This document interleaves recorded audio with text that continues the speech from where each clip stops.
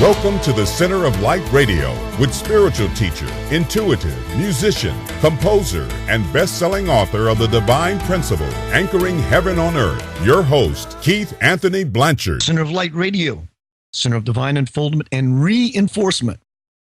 Strap in all ye spiritual astronauts as we launch for inner space. Welcome to the show. Welcome to the show. Hello, everyone in the chat room. Keith Anthony Blanchard. I want to tell you how much I appreciate you being here methodically, earnestly, diligently. You are appreciated by me. If you want to check out the Center of Light Radio website, go to centeroflightradio.com for all my past shows. Lots of really cool, groovy stuff there. It's a pretty awesome looking website. Yours truly built it. Took me about 2 weeks. I use Hubble space high definition images to really make this site pop. So go check it out, centeroflightradio.com. Also, you can jump seat from there to keithanthonyblanchard.com to find out more of what I'm doing. Like, for example, the movie Do What You Love, A Path to Passionate Living, a movie about my life, telling you, yes, you can go out into the world and live your passion and become successful, whatever that word successful means to you. Again, centeroflightradio.com, keithanthonyblanchard.com, and Do What You Love, themovie.com. Also, remember, if you want to call into the show, dial 888-919-2355, 888-919-2355. Remember, if you are not at home by your computer and you want to hear your favorite show, hopefully that's Center of Light Radio or any of the radio programs you will find on this fine platform of Inception Radio Network, go to your app store on your phone and download the Inception Radio Network app for free. Everything is there at your fingertips. The chat room, listen, live link, news, podcasts. Oh, man, there's lots of stuff there. And remember, always remember, there are many ways to connect to Center of Light Radio and Inception Radio Network for sure. And now it's time, as always, to get down to Center of Light Radio business.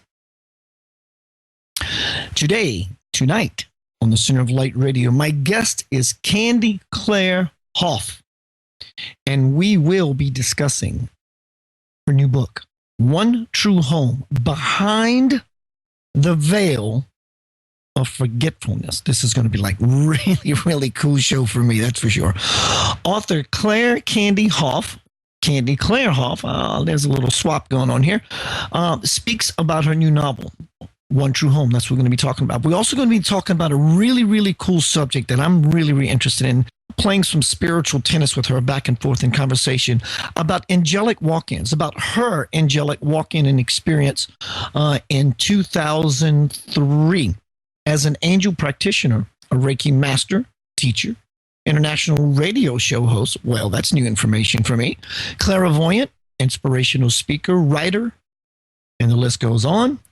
Claire Candy Hough helps raise the consciousness of individuals. She established her business, Angel Healing House, after her angelic walk-in experience. As a healing practitioner, Ms. Hough helps her clients transform their lives physically and emotionally through Reiki, a form of energy medicine recognized and accepted by the National Institute of Health and World Health Organization. As an angel practitioner, she marries spiritual knowledge with very practical ways that people can live, honoring truthful lives and shining their authentic light into the world. As a divine radiant light, she helps others to reconnect to their divine internal natures. After establishing a spiritual community of light on the Sunshine Coast in beautiful Queensland, Australia, she and her twin flame husband, Pete, followed the voice of the divine and moved to the States in 2008. Living in Santa Barbara, California from 2008 to 2010, Claire Candy held presentation workshops and seminars in addition to her healing work. With her move to Los Angeles area in 2010, Candy has brought her enthusiasm, passion, and joy as she helps others to live authentic lives and manifest their dreams. Her list keeps going on and on of credentials. Let's just get her right on the air. Hello, Ms. Hough. Hello, Keith. Thank you so much for having me on your program. It's a pleasure to be here. Well, thank you for being here. I stopped calling you Candy or Claire because there was some swapping going on in your bio, and I didn't know what was more appropriate, so I just resolved him off. You can call me anything, just don't call me late for dinner, but more than not, I get Candy. Was the first one I learned, so that if that's okay with your permission, can I just use that? That's A-okay. I'm ready. I'm ready to dive into this deep in a swimming pool and get right down. I have tons of questions. And my first comment is, wow, I've never had the opportunity to meet a walk-in. Mm-hmm. And I'm sure the show is going to be filled with a lot of answers or helping our curiosities about such a subject. Do you have memory? And first, we definitely will dive into your book, which is what this is all about, correct? Educating people about how to recognize that you may be a walk-in. Is that true? Well, it's that's not. There are parts in the book that explain what a walk-in is, but it's getting people to remember their journey across the veil and how we are multidimensional and we are so much more than our physical forms. Do you actually remember being on the other side? It's kind of a long question. Do you remember being on the other side? Do you remember prepping to come to this side? Do you remember the transition as you wiggled your way into the body form, or you just remember you had a memory somewhat later in the life of this body that it all came back to you? How did this happen for you? What does you recall? To answer your question, yes, I do remember. I remember standing before the Etheric Council, which we all get to do if we're human, to contract my incarnations and to contract asking to be of help to release a person, the former soul that was in the body, that wanted to exit her contract early. Walk-ins happen as a result of a former soul that was in such emotional trauma and had such pain and suffering that they would not consciously do this, but they would unconsciously ask to be released from their contract. And I have the memory imprint of the former soul as it's like a computer chip. Walk-ins would all retain the memory of the former soul, so we remember to feed the cat and call grandma on her birthday. But what we don't get, Keith, is we don't get the emotional imprint, which if we did, the former soul was in suicidal, sometimes despair, terminally ill, all kinds of emotional trauma. And if we did get their emotional imprint, it would actually stop us from hitting the ground running and starting our mission that we came back to do. That was answered wonderfully. In fact, you answered the next question I had was, and I understand that, the having the memory of the past soul that occupied the body, sort of like if someone gets a liver transplant and next thing you know, the person wakes up and they have this strange craving for a pizza and beer when before they never liked pizza and beer. Absolutely. Correct. Very, very cool. So do you retain clear memory of what it's like to be on the other side? I am truly fascinated about the other side. Yes, truly I do. And the journey that we all get to take is spelled out very, very clearly in One True Home. I mean, everybody who is in physical form, when you cross over, the majority of people would get to have a reunion party. They would get to have a welcome home party so that they understand that their grandparents, their friends who crossed over are very much alive and are vibrant. These people meet with us because they celebrate you choosing to come back. They don't condone or they don't condemn, how you lived your life in physical form, but they're there to greet you because the angels know that when we go somewhere, it's a much more lovely experience and we feel more secure when we know people. And so after that, we would get to have our life's review. And it's kind of like a holographic flip book, which we would watch from birth to the time that we crossed over. And we would see everything that we experienced. And when we look at our lives, we would, depending on our actions, we would feel what that other person feels as a result of what we said and our actions. For example, if we were loving and kind and sweet and empathetic and compassionate, all those things, we would feel what those people we saw in the movie of our life, we would feel what they feel. But if we were duplicitous, if we were negative, if we were hateful and angry and deceitful and all kinds of things, if we lied, then we would feel what that person feels. So it's not just seeing it, but it's really exponentially feeling it as we see that holographic view. And then we would go to the Hall of Akashic Records and stand before the Etheric Council, where all of the physical incarnations, that information is held in our book of life.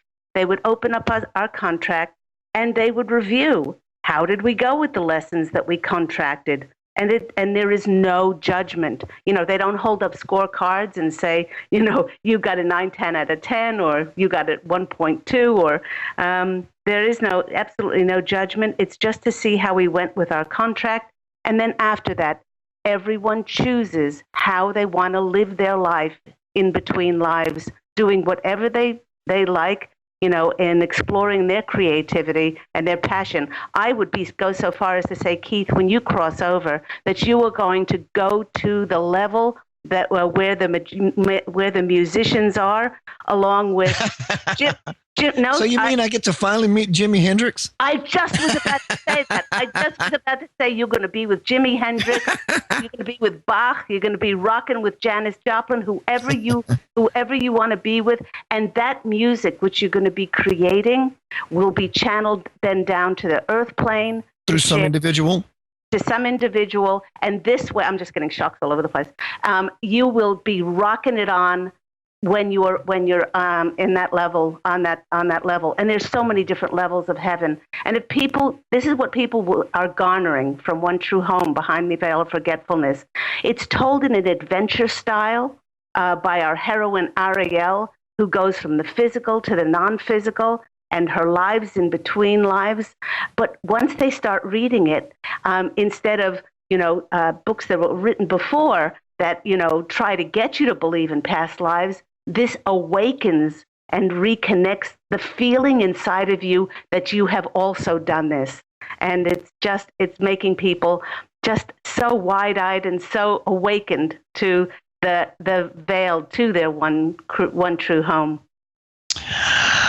I've asked someone this question a few shows back, and the answer they gave me really didn't fill me. Hopefully you can do that. Okay, here we are. We're on the other side, you and I, and, our lives have come to pass in this particular incarnation because, our children are now 50, 60 years old. So we've been past for quite a while. What are we doing there? Are we sitting on a park bench and Jesus is petting the lamb? I mean, do we sleep? What do we do on the other side? Okay, I just told you that there are different levels of heaven. There are the creatives, the musicians, the painters, the artists. There's another level for science and technology. There is another level for people who are horticulturists, who love to grow things, and that's the same area that has the animals. For looking after, after all the animals on the, that have crossed over, what many call the Rainbow Bridge, where dogs and cats go, and so you would be working on this particular level. What I was doing before I incarnated in 2003 was I was a spiritual teacher. I am an angel. I'm an angel in physical form now, but I had my spiritual classroom, and those souls who crossed over, who wanted more spiritual expansion, would come to these classrooms, would come for knowledge. But then again, there are some people like my grandfather. He was a very young soul. He only lived that one life, that he was my father's father. And every time I tune in with him, all he's doing is smoking cigars and playing pinochle with his friends. You mean like in heaven, that's what he does? That's what he does. Doesn't he know he could die from cigarettes? Well, on the other side, that doesn't hold any weight. But you can choose, because of instant manifestation, Keith, on the other side, you can choose where you live. You Sure. can choose what you look like. Most people, when they cross over, they choose to be looking like in their 20s or early 30s when they were at their optimum health. And that's exactly what it is like in Paradiso, in Shambhala, in heaven, across the veil. We are multidimensional beings. We can have whatever we want. We realize how powerful we are. That is if we are healthy enough vibrationally to go through that transition level, and work on any of those creative levels in heaven that we choose. I'm sure that it's all telepathic there. I'm sure there's sound there because I've heard and read in many near-death experiences, or that people come back and they hear all these different notes of the musical scale that cannot be found on Earth, or heard on Earth rather. But do we tend to want to be identified from our last life because it's, quote, the most recent, though their time is non-existent? There's no really past, future, or present life. Everything's happening in the now. Can you give me some idea? I mean, do we tend to lean towards our previous experience we just came from in a bodily form and all that? Well, it depends. It's on a case-by-case study. I mean, it's all individualized. Looking back over my 5 most important lives in One True Home Behind the Veil of Forgetfulness, I feature 5 of my most important lives that I lived on the earth plane but before I became that angel and enlightened, because each one of those lives helped me to grow the most spiritually. And there are some lives. I mean, the last life that I lived on the earth plane was as a part of the Lakota tribe, and that is not the one that I am most enamored with. I learned a tremendous amount, but probably the one that I lived when I was a courtesan in Venice in the 1500s. That's probably my most favorite life. So it's different strokes for different folks. There are different aspects of different lives that people would resonate more with. Yes, there are aspects that make you grow spiritually and they really give you courage and strength. But it depends on the individual, and we all have different fingerprints. So I can't say for everybody if they would really resonate and take with them that former life that they just lived. Is there any tangibleness there at all? Again, and I only from my own personal experiences with the other side through soul experiences via sleep realm, but also the movies I've seen, the books I've read, and people that I know that give presentations about their experience. For example, the beautiful lady with the beautiful story, Betty Eadie. Yes. The embraced rose by the light. Yeah. Yes. The rose that unfolded in front of her. And I used to read a lot of the Ekankar religion stuff by, what was his name? Doesn't matter his name. When he had his experience literally pulled out of his body by some master, he saw cities made out of crystal and mountains 100 times taller than the highest mountain here, and all these majestic kinds of experiences. I was going to say those are the cities of light, and they are very real, and they do exist. Wow. Wow. You said you said, does anything tangible exist? Yeah. Is there any touch sensory there? You are such it's like you've been released from your physical form. So now you're able to experience this experiential existence that goes so far beyond just the 5 senses. And yeah, right. They go, like the dog hearing the dog whistle, we hearing the angelic chorus of light, and our eyes are no longer clouded by limitation and restriction. And so we can see so much more. But the two tangible things that we take with us when we cross over are our love and our memories. And they exist forever. They go on infinitum. They have always existed and they will always exist. I would agree with that. Love is the whole point, and memory is the enlightenment that one gleans from visiting the earth. Yeah, it would make, that's the whole point of it, is the memory. Absolutely. Yeah. And why go through this whole life? And there are lots of people that do. There are lots of people that are presented with events and people in their contract that they wrote into their contract, and they just they refuse to grow. They refuse to honor themselves, and that's okay, because there's no right and there's no wrong. There's no good or bad, and you cross over. And when you go through your contract, the Etheric Council doesn't say, wrong. You didn't do a good enough job. But you are contemplative. A lot of times, those people that don't choose to grow, or they choose not to grow, they do choose to come back. They choose to come back and give it another whirl.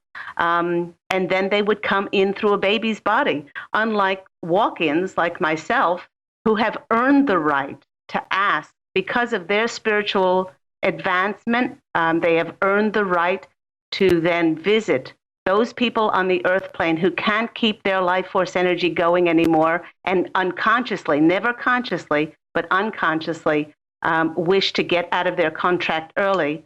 And when this is in no way possession, but it's completely a 100% contract, and it's driven by that the okay from the earth soul. Then you would come back during a deep meditation like mine was, sometimes during a surgery, sometimes during an accident, and then that former soul would walk out, and that walk-in would walk into the body. And so we don't have to wait until, being born and then growing up before we can be of service to humanity and start holding a great deal of light for the planet. In the last 20, 30 years, ever since the harmonic convergence, where, of course, the world decided that we weren't going to nuke each other, and we were going to all strive, or many of us were going to strive for consciousness and raising of the planet's energies. Many walk-ins started to come in at that stage to lift the vibrational frequency of the planet. I'm sitting here in front of my microphone, looking at my computer screen and seeing this pretty blonde-haired lady with the pink top on with this big old smile. So obviously, this is the lady's body that you stepped in, yes? Correct. When that took place, what happened to all of her family's opinions? Well, whether her name, that's a good question right there. Was her name Candy or Candy Hough, or is it something you've changed legally because now when you step in and it's vibrationally match fit? And if so, what did the family members of this person think about, Candy, if that was her name, and to this new radiant, vibrant being stepping in and saying, hello from the other side? Well, the thing is that... Are they still your family? Do you have family with these people? Absolutely. Absolutely. They are also at the stage where they don't know the term walk-in. They haven't perceived that, but what they could perceive was the extraordinary difference in the former Claire Candy Hough, former Claire Candy, because I wasn't with my twin flame and married at that stage, and the Claire Candy afterwards. There's a checklist for walk-ins that not every walk-in has to change their name. Many do because they don't resonate. I just kept Claire Candy because it was easier for me. It was easier documentation-wise. It was, all of those things. But a lot of people do change their names. Many, many people kept saying afterwards, there's something different about you. You're so peaceful now. I mean, the former soul was living on scotch, unfiltered Camels, 2 packs a day, and black coffee, anorexic, suicidal, and really didn't want to be here. So afterwards, seeing this person who now took care of her health, who was radiating this light inside of herself, who was kind, who was peaceful, who was joyful. They couldn't quite explain it, but many people said there is something different about you, and being so taken by the difference in the former soul to the angel that is in the body now. When we come to this earth plane as brand newbies, and we're raised and 2 years old and 6 years old and 10 years old, next thing you know, we have a stronger sense of awareness around us. We're in our teens and so forth and so on. And now we find ourselves 30, 40, 50 years old. And, we all still try to get settled. How long did it take you to, no pun intended, to be comfortable in your own skin? How long did it take you, seriously, to settle in, to feel like, now you can use your will to blink your eye or use your will to make the right foot step forward and really, use this apparatus? Because when we're children, we have to learn that. Next thing you know, like I said, we're 20 years old and everything works fine because we practiced through all that. Here you are, zip, you're right into this body, this experience. I mean, do you automatically have to kind of, move your arms a little bit and kind of stretch your legs? Do you have to crawl before you walk kind of thing?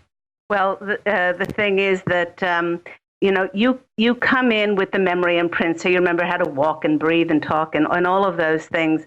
But most, I'm not going to say most, but a lot of walk-ins take years before they understand what's happened to them, because you have to understand when this happens, you don't know you're a walk-in. It becomes you're coming from like a 12th dimensional reality back to, and in those days of 2003, it was a very much third dimensional reality, and it gets squashed. It gets the memory of it gets erased. You don't know what's happened to you, but you're living the different life. You have a change in attitudes and characteristics and perceptions. My change in food. There were changes in my taste in food, in my clothes, and all of that.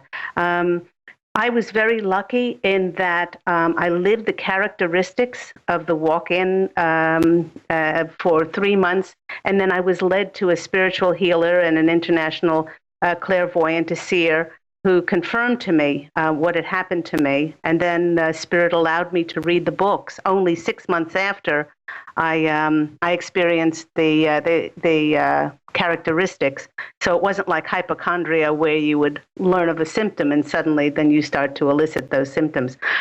It took me a good 18 months to be grounded, Keith.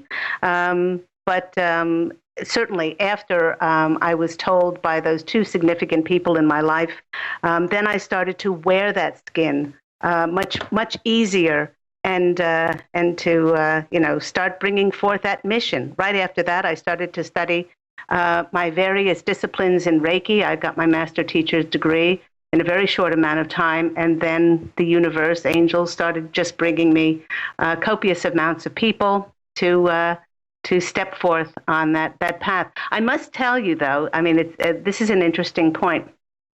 I remember before,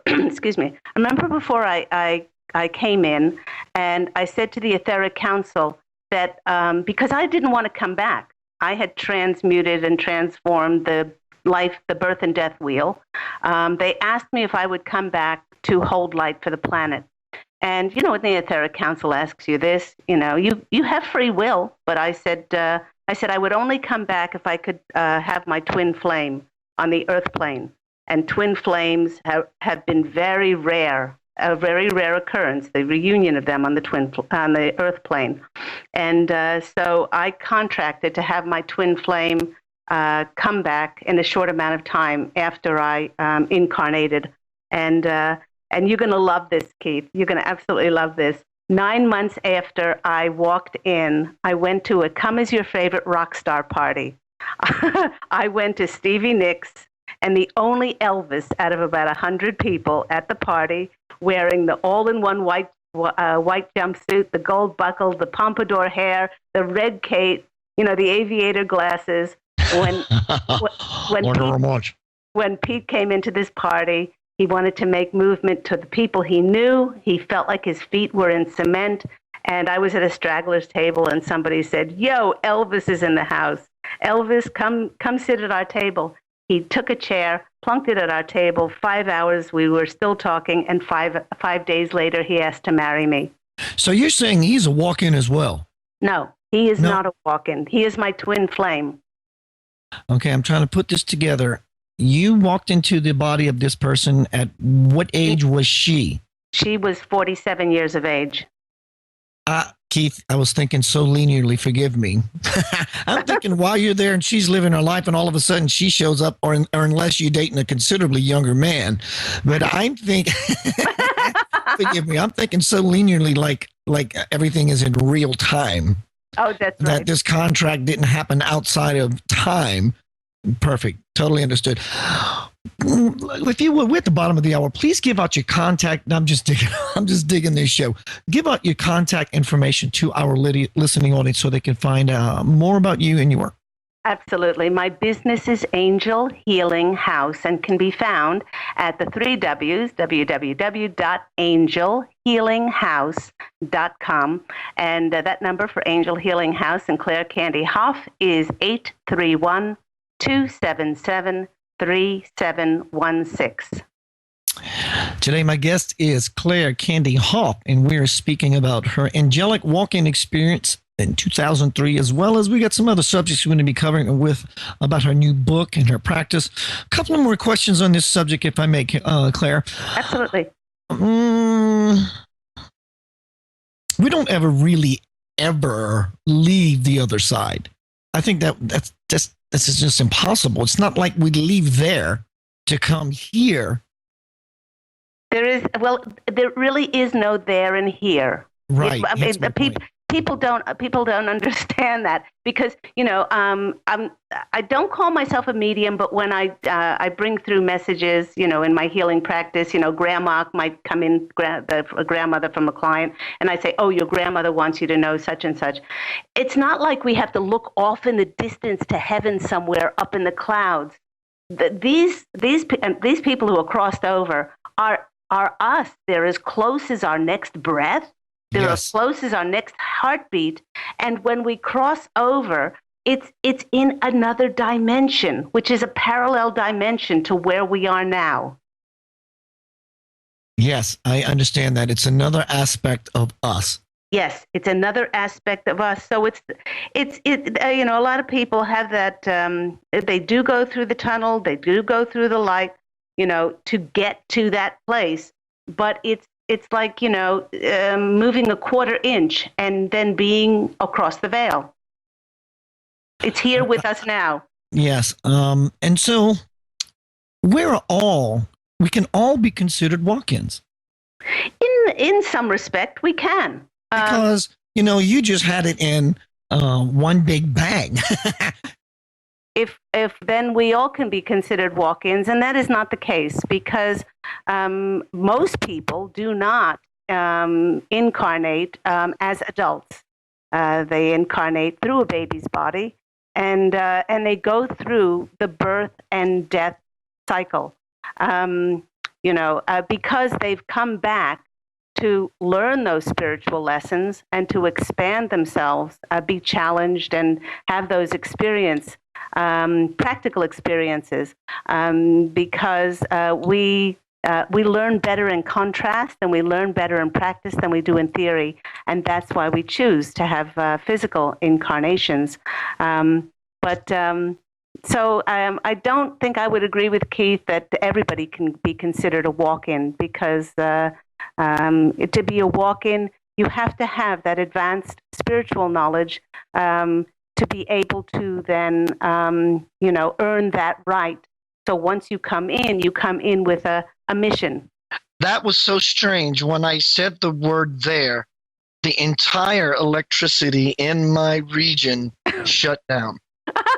I didn't do it, or maybe I did. I don't know. Well, I don't know how the quality is, but to continue my question, if there's a stopping point from you taking over the show as guest and host while I was there, was that somehow we're all walk-ins because and I answered that question in between when I came back on. I don't agree that we're all walk-ins, because if you come in through the baby's as in the form of a baby's body, then you haven't reached that level of and it's not right to use advanced spiritual knowledge, but you haven't reached that attainment of enlightenment where you've earned that right to take over that walkout body, the body of the former soul, in order to come in, hit the ground running, and to start your service, your mission to humanity. So that is the great difference between those that come in through the baby's body, and then they're there to learn their lessons in contrast, in practice rather than in theory. And then it's not that the walk-in won't be challenged, but and that there is nothing to learn, because when we're on the spiritual path, we're always at the beginning. But they certainly do come in with a mission when they walk in. What I was referring to as walk-in was if you would be likened, your life pre-existent in this body would be likened to higher knowledge. Then someone over the course of their life, someone who's now begin to practice spirituality, meditation, expansion, consciousness, somehow, slowly but surely, over the duration of that person's life, as they are expanding, are slowly walking in to themselves.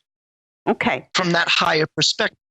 Right. They're actually taking away anything that's extraneous, that is not their divine eternal nature. That's what they're doing. And I was asked this actually last Friday in a TV interview, and so somebody said, so how about those people that enlighten that don't have walk-in experiences? And I said, well, it's enlightenment. But it's different, because walk-ins bring in with them. They might have the memory imprint of the former soul, but they come in with their own perceptions, their own attitudes, their own characteristics. For instance, the former soul was a good Jewish girl. Okay, when this angel that came into the body, because of her experiences. I had a life as a healer in 14th century Scotland. And when I, not knowing this, when I started to hear Celtic and Gaelic music, I would start to bucket down with tears, and I couldn't understand where this is coming from. So yes, there is enlightenment, and then there's the awakened enlightenment of a walk-in. But the walk-in is different because they bring in with them different set of characteristics, attitudes, and perceptions. Tell me about this fantastic new book that you have. Is it out now? Is it coming out shortly? I want to dive into that and learn a little more about that. I'm sure my listening audience would as well. Give me some insight about this gorgeous book. Okay. This book, as I said, One True Home, Behind the Veil of Forgetfulness, was written as an adventure to take people on a journey of remembrance with our heroine, courageous heroine, who is Ariel, who is the name of the angel that's in this body. It's written as an adventure, as a fiction, and it's based on my 5 most important lives. My lives in Egypt, Scotland, in Italy, as a captured African-American slave, and also as part of the Lakota tribe, American tribe. And the book goes from the physical life of Ariel, which she contracts and chooses, and then she crosses over, and she goes on that remembrance, on that journey, where she has her welcome home party, where she has her life's review, where she meets with the Etheric Council, and then what she does in between her lives. And This book is very, very different. It's a singular book. It was written and to be very different from other books that were written about past lives. Many books that have been written about past lives have been written from a point in which the writer comes from a scientific or a medical point of view, hoping to, or a spiritual point of view, hoping to get the reader to believe in past lives. This book is not written like that. This book is written with the angelic codes of light.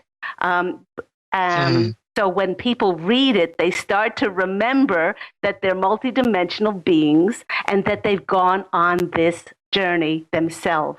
And it creates an emotional connection in people where they start to cry, they start to feel peaceful, they do not want to put the book down, and when they finish it, they start to read it again. It holds so much spiritual truth and wisdom in between those lives. And the grand thing about it is we see that once we cross over from a particular life, we meet with the etheric council. When we come back, we build on that former life of the lessons we learned to construct the next life as we pick our parents, the era, the time, the history, whatever it is. And it's an amazing book. It's a remarkable channeled book that God gave me to help people to remember their divine eternal natures and to go on that journey still when they're in physical form. How long did this work take you? It took me 5 months. 5 months. Yeah, you definitely channeled it.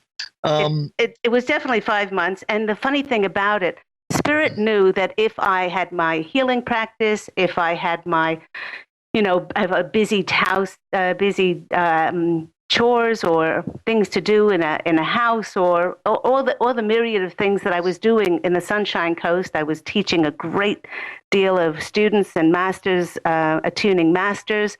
I had several nights, meditation nights. I was doing networking groups for spiritual leaders, and Spirit knew that if I wasn't given a time of hiatus, this book could not have come out. And so Pete and I were waiting for Pete's green card so he could move to the States. And when that happened, we came over to the States, except Pete didn't have the right visa, and we had to go back to America, and we had already had to go back to Australia. We'd already sold our home, and we, in fact, were homeless. While we were waiting for Pete's green card to finally come through, his mother, my beautiful mother-in-law, Olga, took us in for 5 months. And without my practice, without anything to do, that was my 5 months of hiatus in which they cleared the boards, and then the book came through. Wow. Tell me about your practice. Does your practice, you and I spoke briefly the other day, does your practice, well, actually we spoke again a little earlier, how does your work help others recognize the possibility if they may be a walk-in, so they can actually light that fire and become the fullest potential of their mission as to why they'd be a walk-in?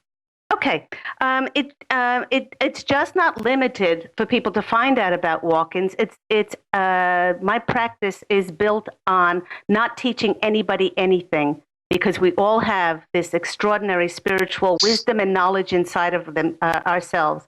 A typical session would be when a client comes in, we rise above their life to take a look at their life from an angel's perspective, to see where, who they contracted in their life, what events they contracted, and through their decisions and their choices, oftentimes of not honoring themselves and not respecting themselves, where it led them to certain emotional or physical blockages and illnesses in their life or things like that. And then once they can see where they contributed to it and the power that they have, then they can make other decisions, and then of course the Reiki, the energy angelic Reiki work that I do takes away anything, transmutes anything that is not of our divine nature, and they start to lighten, they start to get more clarity, and then they can go on to live lives of joy and clarity and ease because they've transmuted those illusions that they've held on to inside. So this goes for people who think that they're walk-ins or feel or believe that they are, or all other people as well. So in my healing practice, I would ask people to tell me something about their lives, and then while they're telling me an overview of their life, my angelic family, who are called the Posse of Angels, they channel me information, or I channel information from them and God, and then messages would start to come through to help them, help answer their questions, help give them great insights, and for them to really release the past.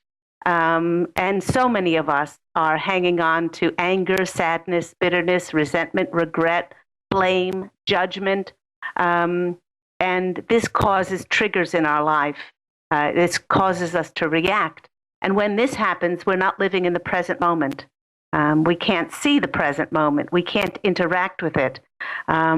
So a great deal that happens in my sessions has to do with releasing the past, acknowledging it, addressing it in order to release it, and then also to let go of worry, stress, and control, which puts somebody in the future. And puts their attention on something that has happened, something that might happen, or that could happen and probably won't happen. And most people, unfortunately, are triggered and reactive because they're living from the past, facing away from the present moment, and or else worrying about something that hasn't happened yet. And when you're just living in that present moment, then you let go and you surrender to co-creating with the universe, to bring about the most extraordinary way that you can serve yourself and you can serve others. Another thing that I will tell everybody and share with you is that the greatest thing that happened to me after the walk-in experience was I started to follow 5 very important principles, 5 very important tenets that were channeled to me, and they're the basis of Angel Healing House. They're the basis of everything that I am, and these 5 tenets are, the first one is responsibility. I take responsibility for everything that's happened in my life. I'm accountable for every part of it. And when we're responsible and when we're accountable for every part of our lives, then there is no blame. There's no fault finding. There's not even being a victim. And this releases this huge weight from our shoulders that so many blame others for what transpired, because we bring people to ourselves in contrast, and often they're contrasting characteristics, in order to push our buttons and to be able to make us grow and to strengthen us in some way. So I took responsibility after the walk-in experience. The former soul did not take responsibility for her life. The second is forgiveness, and we forgive others mainly for ourselves, because the other person doesn't walk around and they don't say, oh, such and such doesn't forgive me. It's not even on their radar screen. And when we forgive, we receive untold peace and untold happiness. The third tenet that Angel Healing House is built on is non-judgment, because you realize that we only judge somebody when we judge how they live their lives, and we wouldn't like anybody to tell us how to live our journey. And so you let go and you bless them wherever they are on their journey. The fourth is gratitude and appreciation for our blessings. And the fifth one is unconditional love, especially for ourselves, because we cannot serve others if we do not serve the divine in ourselves first. Yeah, it's something I've always said. You can't write someone a check for $1,000 if you don't have it in your account. True. Well, you can, but it'll bounce like a rubber ball. You'll give someone, quick jollies and lots of excitement, but when they get to the bank, they're going to find out a different story. Yes, exactly. And, it'll crumble like, castles in the air. I definitely want to schedule another show with you again soon, and we can go into any subjects you want and broaden the categories. Perfect. Another thing another show that we can have is on twin flames, because there are a lot of people out there who talk about twin flames, who speak about twin flames, but they haven't drawn their own twin flame to themselves. And 12 years ago, I drew my own twin flame, met and married Pete after 5 days, he asked to marry me. He actually wanted to ask me after 3 days, but he thought he would wait until 5, which I think is very cute. And there are a lot of misconceptions about twin flames. They're very romantic, but there are other aspects of it which are from a higher purpose. So I'd love to come back and speak about twin flames. Well, I have, after the 20th of September, I am open. So you find a Monday that you want to come back, and we'll get you back lickety split. How is that? That sounds wonderful. Heads up, listening audience. We're going to get Claire Candy Hough right back on this show very, very soon. We are at the top of the hour. Would you like to give our listening audience a final thought that they can take with them to implement maybe throughout the week? Absolutely. I'll tell you, listeners, that you don't need to follow any spiritual guru, any masters, any Sikhs, anybody, anything, because you have you have all the spiritual wisdom. You have all the answers inside of you. Be still enough to be able to connect with that divine eternal nature. Read my book, One True Home Behind the Veil of Forgetfulness. Go on that journey and to connect with your multidimensional selves, and know that you are more adored, more cherished, more loved than you possibly could ever imagine. And it's all there with inside of yourself. And know that you're truly blessed. Amen, sister. Give out your contact information once more, please. That was very well done. Yeah.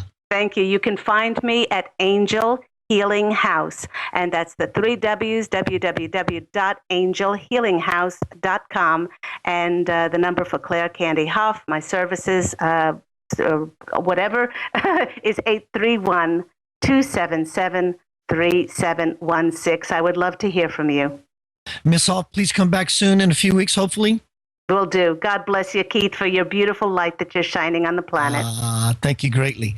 Everyone, Miss Claire Candy Hough, what a great show. Next week on Center of Light Radio is going to be my guest, Mr. Craig Villarubia, teacher of A Course in Miracles. And we will be talking about his new movie, A Course in Miracles, Awakening to Truth, a resource for spiritual growth and enlightenment that so describes Center of Light Radio.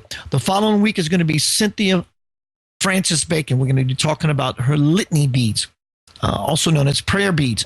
But she's also had a lifetime full of experience with Ascended Masters. And darn well, I'm going to dwell in some of that. But also in the following week, hopefully we're going to get Miss Claire Candy Hough here on Center of Light Radio. My name is Keith Anthony Blanchard. Every Monday night, 6 p.m. Eastern Daylight Time. You can find me sitting here in this chair. And grateful I am to all those in the chat room, which you can't see me now because I just used some of my spiritual magic powers and cloaked myself and I became invisible. Just remember, when you have nothing to do and you're laying down at night preparing for sleep, instead of doing nothing, do something. Do a powerful something. Breathe in and out with the intentions to connect to something greater than you know of yourself. Greater than you know it is yourself. Breathe with the intentions of finding God, finding your authentic self, your fullest potential.